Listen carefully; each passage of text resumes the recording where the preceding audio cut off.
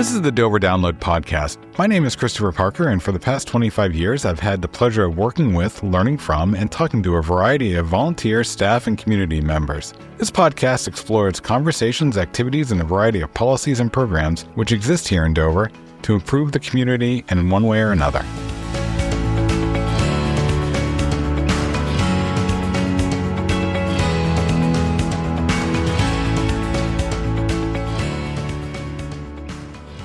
This episode, we continue our look at nonprofits throughout the community in the Seacoast area, and we're going to talk to Susan Ford of My Friend's Place, one of the venerable Dover institutions caring for those in a less fortunate position. Susan, welcome to the show. Good morning. Thank you for having me. Thank you for being here. I have talked to you before about this. I really think that My Friend's Place is one of those unrealized gems in the community. And I know part of it's flying under the radar just for anonymity, but also for you want to focus on your clients and your customers, not on publicity. But let's publicize you. Let's talk about My Friend's Place and what you've got going on, because I think people need to know the services you're providing the Dover community. Thank you. A little history. My Friend's Place opened its doors in 1989. Long time ago. We're coming up on 40 years. That's great. I actually was a client there. Not a lot of people know, but I was a client there a little over 30 years ago. Me and my two children were there for 5 months. So I understand both sides of the picture now, what it's like to live there, but also the other end of why we have to have the rules that we have there. So the shelter's been around for 30 plus years. We serve single men, women, and families, all in one house that if you drove by in our neighborhood and didn't know it was there, you would not know that it was a shelter. In fact, our little teeny tiny sign that we bought 30 years ago finally fell down, and I have not replaced it yet. We typically, historically, pre-COVID, served around 200 people a year. So tens of thousands of people have called My Friend's Place their home for at least a little while. It was named My Friend's Place so that people could say to their friends that knew that they were struggling or maybe, having difficulty sheltering themselves, "Oh, where are you staying now?" "Oh, I'm just staying at my friend's place," instead of saying, "I'm at the shelter in Dover." Right. We offer not just shelter and basic needs. We offer quality case management. We look at the individual, and it's not just helping them find housing, because housing, although there is a shortage of, housing isn't, or lack of housing isn't the problem. Homelessness isn't a problem. It's a symptom of multiple different problems. So it's what you might see most obviously, but correct. It is not, right? It's not the problem. Right. Most of the people, or 99% of the people that come to us, are not homeless because they just lost their job, or there's just not an affordable apartment for them. They very often fall into one of three or multiple of the three different categories, as I term them: substance use, misuse, obviously, mental health issues, or a combination thereof. A lot of our people have a dual diagnosis, or they haven't been diagnosed with that mental health issue, but they've been self-medicating with substances. And then the third category is a pocket full of cognitive disorders, developmental disorders, or just didn't learn what they needed to learn growing up. And that was me. Mm-hmm. Just didn't learn what I needed to learn growing up for a variety of issues. There are people that have had early childhood trauma. That was certainly me. There are people that have had a death in the family at a young age. And those kinds of traumas can affect you long term. And you just don't learn what you need to learn. You can learn English and math and all that stuff, and maybe even hold down a job, but that doesn't mean you know how to balance a life and keep housing and keep your kids and do all of that stuff, or keep a relationship. So we are there, I think, or our mission, my mission certainly, is to teach the people that come through our door that this doesn't have to be your life. This doesn't have to be the definition of who you are. It's just where you are right now. It's a ripple. It's a ripple, exactly. It's just where you are right now. And if you make changes, just little tweaks in how you manage your life, which includes sacrifice. I learned that I couldn't smoke a half a pack a day and go to Dunkin' Donuts every day and buy coffee. Back then, that was about $300 a month that I was spending on cigarettes and coffee. You don't realize that you're spending that at the convenience store. Convenience stores, I say, are convenient on everything but your wallet. They're really not convenient. And so when you add that up and you actually look at that over time, you realize, oh, okay. So, but you have to be willing to make that sacrifice. And some of our clients are ready for that, and some of them not.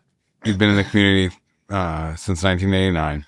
I get that the main shelter is open to men, women, single, and then families. How does the transitionary housing work? Because I know that's a component as well. Great question.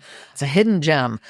We have 2 duplexes that we own in the Dover community, downtown Dover, one of them's 2 3-bedroom apartments and one of them's 2 2-bedroom apartments. And we rent those typically to families, although we have had some singles in those units, but typically to families to work on longer term goals. So it may be the mom of 2 kids that's on a very fixed income that is just waiting that 2-year plus wait period for affordable housing. Those wait lists are crazy long, and just needs a place to stay for those 2 years. And it shouldn't be a shelter. Right. It just shouldn't be a shelter. And it may not be permanent housing because we can't offer permanent housing when Dover Housing Authority, that's their job. Right. And unfortunately they have a 2-year wait list. So transitional housing is it. And then we have other families that, it didn't take them 2 years or 1 year or even 5 years to dig the hole that they've dug. And it's not going to take 6 months to get out of that hole. For somebody who doesn't understand homelessness or any of those problems, it's like kind of look at it like bad analogy, but buying a car. You buy a car, but it takes you 5 to 7 years to pay it off. Right. So the buying of the car is the initial, where you start, but you have to own the car. It takes time. So to have a good life after you've had troubles or that multiple ripples, to get through that, to get to those calmer waters, you have to row a little bit. You have to do a little work. that work takes time. You're a nonprofit. That's why you're on this series. Yes. You are not the sole employee of the nonprofit. No. What's your team like? What's the makeup of the staffing? We're really small, bare bones shelter. 90% of our money, or I shouldn't say 90% of our money goes into the residents, because staffing does cost a lot of money, but we are at the minimum. So we have myself, who wears many, many hats, as we were talking prior to this. Jack of all trades. A jack of all trades. I often get calls saying, hey, we're going to have to call a plumber. The toilet's clogged. And I'm like, yeah, close the bathroom. I'll be there in the morning and I can fix it. So I'm chief toilet plunger for sure. I've got a master's degree in that. And then we have a case manager who case manages all the clients at the shelter, which we are, in my 10 years of working at the shelter, gone from a 17-bed shelter to a 28-bed shelter by bunking, just because the wait lists are ridiculous. Yep. So we've bunked almost all the beds in the shelter. And she manages the transitional clients as well. So she's got a full plate. Right now, she's at one of our transitional units where we have a group of employees from Liberty Mutual doing landscaping, because we don't have a landscaping budget. We just don't. I get calls all the time. Hey, I was driving by your place. Can I give you an estimate? And I'm like, unless it's zero, no. Right. For in-kind donation? For in-kind, absolutely. Yeah. If you're looking to donate and put your sign out front, advertising, great. But we're not paying for that. Yeah. And then we have a program assistant who does all of the back work in the office that Kelly or I don't have time to do, managing the wait list, putting clients' files, scanning them so that we can shred. When I started there, I was told, hey, you might want to go downstairs because your file's down there. We had 30 years of records in the basement. So we're working on we have a volunteer project right now that people can come in, sign a confidentiality agreement. I do a background check real quick, and then they can come in anytime they want and pull paper clips and staples out of 30 years of records so that we can get them ready to scan. So I can get rid of them and have space for storage of needed items like diapers. And then the rest of the staff, which usually is 5 to 7 people, depending on how many hours different people want to work, that are resident managers. And they're I call them the babysitters, even though they're way more important than that. I'm dad, Kelly's mom, and they're the ones that make sure that the rules are being followed and that the place isn't being burnt down, and they document everything that happens and send out a shift report. So they're the ones that really that are the most important staff. So I reach out to you. I'm in need. Yep. I presume I have some stuff, but Yeah. what is my day going to be like? So step one, in all honesty, step one is getting on our wait list, which rolls over every week, every Monday morning. And when I'm on the phone with people, and I'm hoping my staff are doing this, I'm telling people, you have to call first thing Monday morning, because for whatever reason, most of our movement happens over the weekend. So we come in Monday morning, we find, Johnny left. All right, we're going to clean that space, and we're going to start calling people around 11 o'clock. So if you call on Wednesday, you've already missed that opportunity. And so we tell people, call. If you haven't heard from us by Sunday night, call first thing Monday morning, get back on the list. When we call you, call us back as soon as possible, because we're calling 4 different people because of that. You don't want to lag. Yeah, exactly. Well, we can't keep beds open, so we can't hold a bed 24 hours waiting for one person and then the next person, then the next person. So we'll leave messages for 4 different people, and it's really kind of first come, first serve at that point. And we find that, people don't have their voicemail set up. Please set up your voicemail. Check your voicemail. The life skills. Yeah, life skills. If you're really in need, you really need to answer your phone, And we get that sometimes people run out of minutes. We ask for an email too, so we'll email them if we can't get a hold of them. Once you come in, we'll explain to you when we schedule that appointment for you to come in, we'll tell you exactly what you can bring, what you can't bring, because we've had people show up with lawn furniture and PlayStations and TVs. It's like, no, we don't allow any of that. We're not moving into an apartment. Yeah, exactly. Yeah.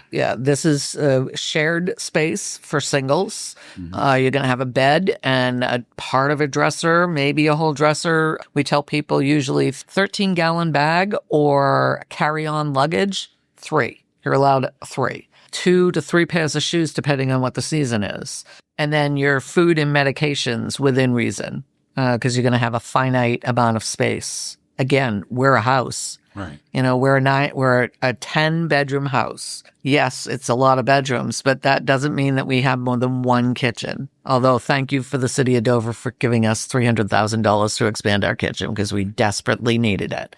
One of the things about bunking rooms, as I explained, we added 11 beds. Improve capacity greatly. But you need to improve the kitchen space for sure. So do people cook for themselves in that kitchen, or do you coordinate meals? We're an independent living shelter, so everybody has to be able to take care of themselves completely. We do have some house meals. We're not nutritionists there, but we'll teach them when we're cooking those meals. We'll have people sign up. If you want to partake, you have to sign up, or you have to be working during that time frame to partake in the meal. So we'll try and teach them how don't freeze and frozen meats and foods. They're highly processed, lots of sodium, not really healthy. So we're trying to show them okay, it's okay to use some of that stuff, but let's mix that with some fresh stuff. So Again, we'll do learning life skills. Learning life skills, exactly. A lot of that stuff just tastes good. And I'm like, fat is flavor. Yeah, right. So the better it tastes, probably the worse it is for you. Yeah, we've covered the staff, we've covered the living arrangements. I want to delve into a little bit about the volunteer aspects and how a listener can get involved. I assume there's a board of directors that gives you advice and help set policy or the tone. And you mentioned the scanning project. Are there other things that people could volunteer for or? Absolutely. So one of our biggest fundraisers that we have is our bingo. We host bingo at the Lilac Club Casino in Rochester on every Friday night. But we have to count tickets that we sell there, which a lot of people don't know that we really don't make money or a lot of money on bingo. We make it on the tear tickets that they sell. So they're kind of like scratch tickets, but they play with the game. Okay. It's very, you have to be there to understand it. It's interesting. So, but we have to count boxes of tickets and then band like 20 tickets in one section because they buy them 50 cents a piece, so $10 a pack. So we have to count these tickets. Anybody can volunteer. They don't have to do a background check. They don't have to sign an ethical agreement with us because they're not even going to be on our property. Right. You just call me, let me know who you are, what you want to do, give me your contact information, and I forward that to our bingo consultant, and she'll get a hold of them and let them know the hours that you can come in, which they're open multiple days during the week, and you don't have to go on our night. Gotcha. To count tickets. You can go during the day when they're open. They're setting up bingo at like 11 in the morning. So you could go in at any time. So that works for people that don't want a set schedule, just want to show up and say, hey, I'm here for my friend's place to count tickets, and away you go. You get a box, and it has to be perfect though. So if you miscount, there are like 1,000+ tickets in a box. And if you're off by one, you have to start over. I like that you glared at Mike on that when you talked about accuracy. Yep. You have to start over. Unfortunately, that's one of the, it's got to be perfect kind of things.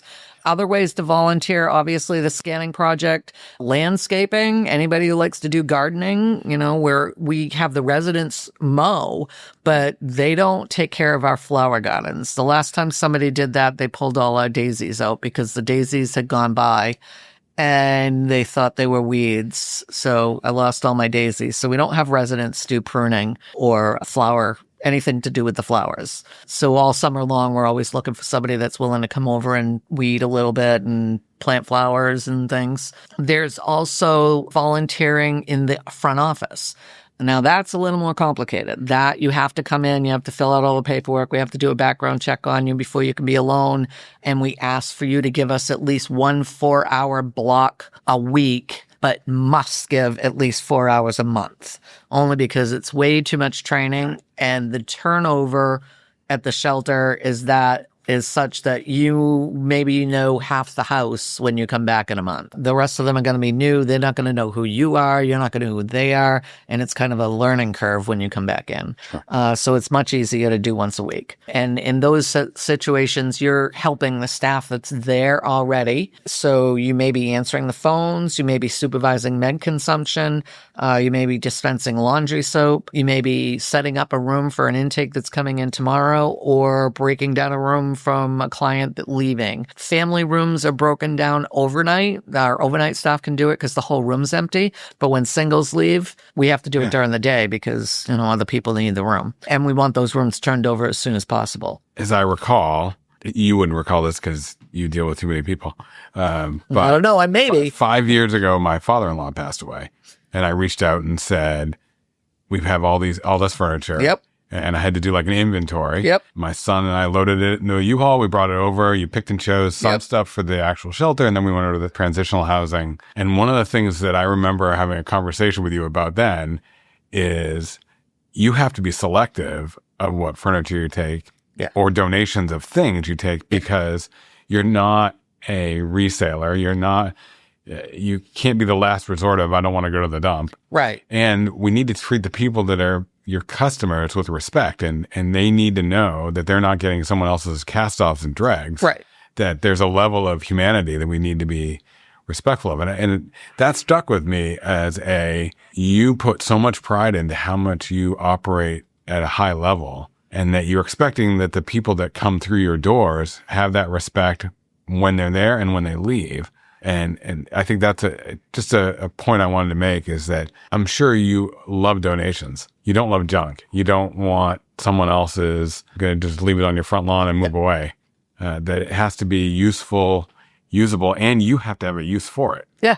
I often think, when I think about donations, I think about myself and how many times I moved before I finally bought my own home. And when you buy furniture at and I'm not dissing Walmart, but Walmart's reasonable. I have a bookshelf in my office that I bought from Walmart, and it's made 2 moves. And it will die at my friend's place because it cannot be moved again. Yeah. They're sturdy, they're great, but if you try to move them around that particle board, it's not going to work. It's not designed for it. It's not designed for it, exactly. It's designed to, and it'll hold all kinds of weight while you put it there, but if you keep moving it from space to space to space, it's going to get rickety quick. So that's kind of what we think about when we're taking donations.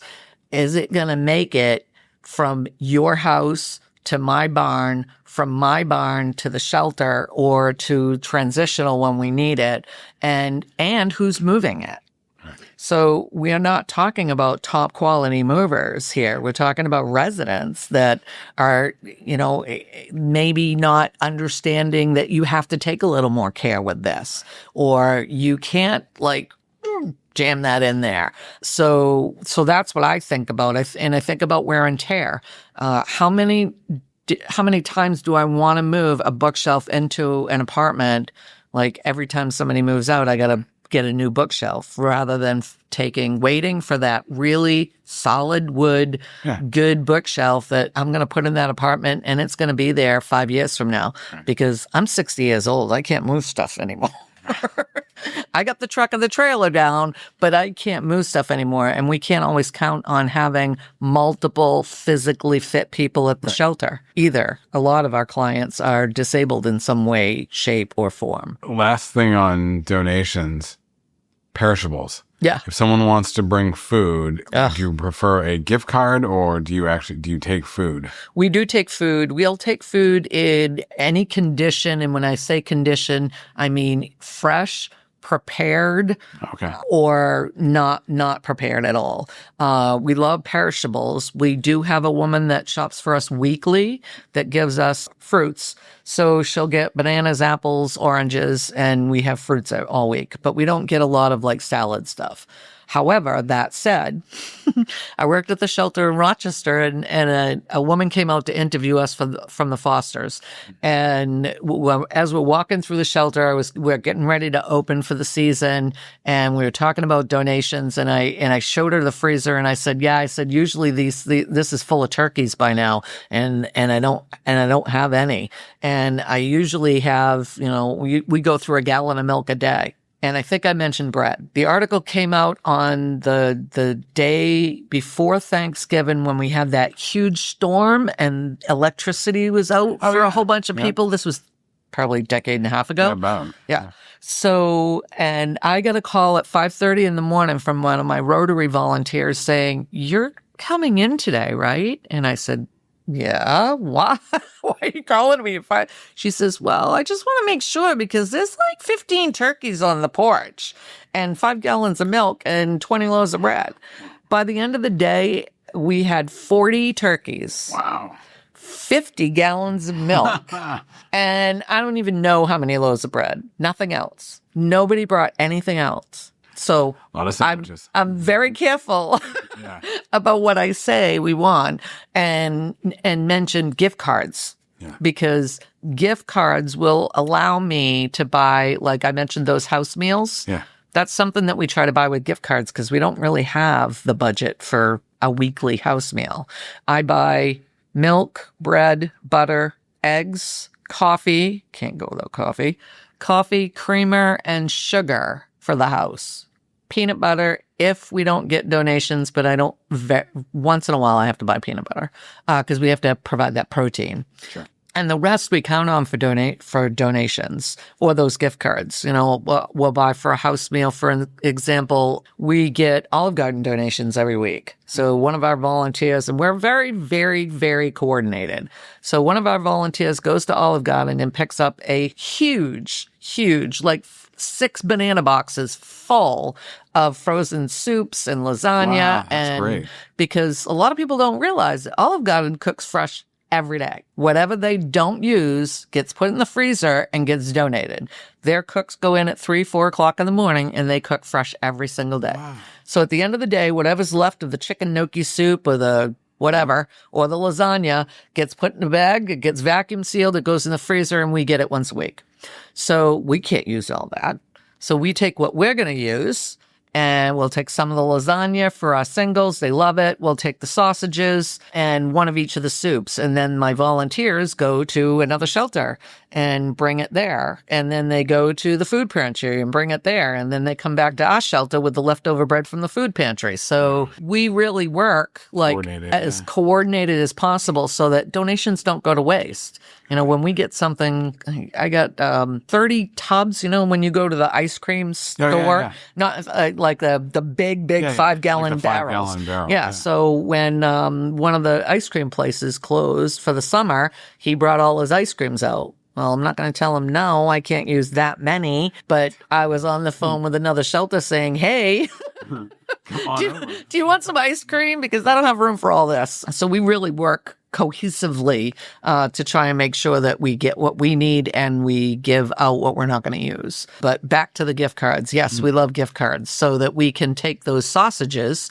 and, all right, when nobody's eaten a lot of the sausages, we're going to pull them out. I'm going to buy rolls, onions, peppers, and we're going to make sausage subs. And now everybody will eat them. Yep. So, because they don't want to cook. As we wrap up, are there things that we haven't touched on that you want to make sure the listener knows about and include in that in your thought? Best way to contact with website, phone number, what's the best way for people to learn more? Not necessarily to be there. Yep. Because I know the welfare offices in the region are a good source for that. But the average listener who says, I didn't know I could donate a gift card, how do I do that? You can drop it off anytime. We're staffed 24/7. Mm-hmm. Ring the bell. There's a camera on our door now. We have security cameras. I'm so happy. People can't just walk in the shelter now. You can mail it, 368 Washington Street, Dover. You can go to our website, www.myfriendsplacenh.org. And there's a donate button. You can donate funds through there. You can send us a check. You can send us cash. People have sent it. I don't recommend it, but people have sent cash. What is this cash? I know. I live by cash. I'm like old school. I have my credit cards, but I like cash in my pocket. What else? Go to bingo. Play bingo. Have a date night. Go play bingo and support my friend's place on Friday night. If you want questions, certainly feel free to call me. You can email me at sford, like my name, sford at myfriendsplacenh.org, or you can email through the website. That'll still go to me because, again, we're a small agency. Everything comes to me. Well, I really appreciate all that you do, all the support you offer the community, and for your time today. Have a great day. Thank you. Thank you for having me. You too. Dover has a wealth of history in its over 400 years of existence. Coming up, Mike Gillis is going to share some of that history with us. In the early weeks of August 1925, Dover officials were preparing for a grand celebration of the city's new electric street light system. Plans to upgrade the city's downtown streetlights began the previous year when the city council appropriated $20,000 for the upgrades and installation of the new electric lighting system. By August 1925, the project neared completion, $446 under budget, and city officials wanted to celebrate the milestone with a day of festivities. That day came on August 14, 1925. Thousands of people flocked to Dover for a parade of 4,000, bands, a carnival, and special events, all leading up to the expected powering on of the lights for the first time at 8 o'clock that evening. By all accounts, the celebration exceeded expectations, drawing more than 20,000 people to the city. Residents and spectators erupted with cheers when the switch to the new lighting system was flipped on at exactly 8 p.m., draping the downtown with a new electrified light. The lighting was followed by a banquet at City Hall for local dignitaries and visiting officials, which lasted until 11:30 that evening. For visitors, residents, and downtown businesses, the celebration lasted well into the next day. Mayor John Morrison, declaring the celebration a great boon to business, said, quote, "In addition to furnishing an evening's pleasure, the celebration attracted thousands of strangers to our city, who left substantial evidence of their presence in the various marts of trade," unquote. By 1948, the allure of the new lights began to fade, and the city considered new lighting options, a trend that would continue into the present day. In 2017, the City Council kickstarted the next phase of the city's street lighting system, approving the citywide conversion of streetlights to light-emitting diode, or LED, technology. All 1,700 streetlights in Dover, along with a number of decorative lights, have all been converted to LED lighting, saving about $140,000 in electricity costs each year, while reducing the city's carbon footprint by 482 tons. The City Council actually began exploring the use of LED lighting in 2014, working with Dover-based Affinity LED Lighting to retrofit city facilities. Thanks for listening to the Dover Download this week. If you like what you heard, subscribe through your favorite podcast aggregator. And if you have something you want to hear a topic on, let us know. Finally, this is just one of the many ways we share information about the city of Dover. You can subscribe to the Dover Downloads email newsletter every week or other newsletters that we have by going to the City of Dover homepage, www.dover.nh.gov. Have a great week.